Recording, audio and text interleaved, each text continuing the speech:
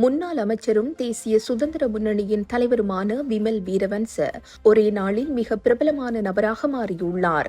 நாட்டில் கடந்த 24 மணித்தியாலங்களுக்குள் கூகுளில் சமீபத்திய தேடல்களில் விமல் வீரவன்ச 2வது இடத்தை பிடித்துள்ளார்.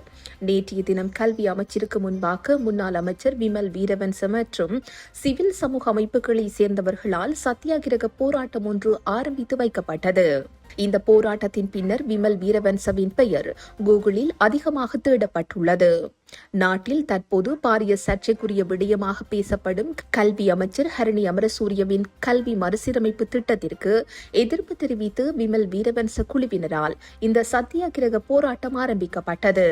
புதிய கல்வி மறுசீரமைப்பு திட்டத்தின் அடிப்படையில் உருவாக்கப்பட்ட தரமாறு ஆங்கில பாடப்புத்தகத்தில் வயது வந்தோருக்கான இணைய இணைப்பு ஒன்று உள்ளடக்கப்பட்டுள்ளதாக தெரிவித்து நாட்டில் கடந்த சில நாட்களாக விமர்சனங்கள் முன்வைக்கப்பட்டு வருகின்றன.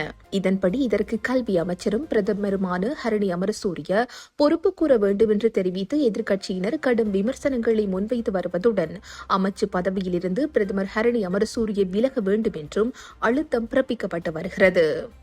அத்தோடு பிரதமருக்கு எதிரான நம்பிக்கையில்லா பிரேரணை ஒன்றையும் நாடாளுமன்றத்தில் சமர்ப்பிக்க பிரதான எதிர்க்கட்சியான ஐக்கிய மக்கள் சக்தி தயாராகி வருகிறது. இந்நிலையில் கல்வி அமைச்சு பதவியிலிருந்து ஹரணி பதவி விலக வேண்டும் என்று வலியுறுத்தி விமல் தலைமையிலான குழுவினர் நேற்று கல்வி அமைச்சுக்கு முன்பாக சத்தியகிரக போராட்டத்தை ஆரம்பித்ததோடு கோஹோம் ஹரணி என்ற வாசகம் தாங்கிய பதாதைகளை ஏந்தியிருந்ததோடு ஹரணியை வீட்டுக்கு செல்லுமாறும் கடும் கூச்சலிட்டுள்ளனர். கோஹோம் என்ற வாசகங்கள் கடந்த கால அரசியல் வரலாற்றில் பாரிய மாற்றங்களை ஏற்படுத்தியிருந்த போதிலும் தற்போது பிரதமர் ஹரணிக்கு எதிரான இந்த கூச்சல் போராட்டத்தின் இன்று காலை நிலவரப்படி களத்தில் அதிக கூட்டம் இல்லாமல் பிசுபிசுத்து போனதாக தெரிய வருகிறது. இறுதியில் இந்த கோஹோம் கூச்சலால் விமல் வீரவன்ச மீண்டும் ஒருமுறை இலங்கை அரசியலில் மற்றும் இணையத்தில் அதிகம் பேசப்பட்ட மற்றும் தேடப்பட்ட நபராக மாறியிருக்கிறார் என்பதுதான் நிகழ்ந்துள்ள மாற்றமாகும்.